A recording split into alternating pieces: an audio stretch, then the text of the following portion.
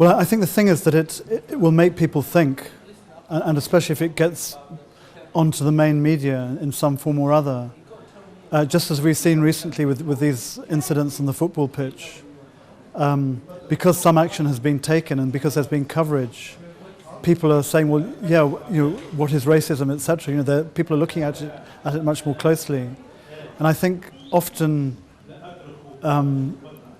I think it was the president of FIFA, wasn't it? He said, well, it's just an exchange on the pitch and no one means anything by it and it's forgotten 10 minutes later. Often it isn't.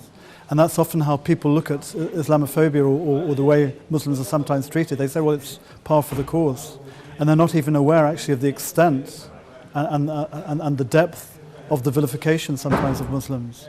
So I think that if attention is drawn to that, then people will say, well, oh, I didn't realize that. Oh, I thought that's what the Muslims were like. I didn't realize that it was just a load of lies.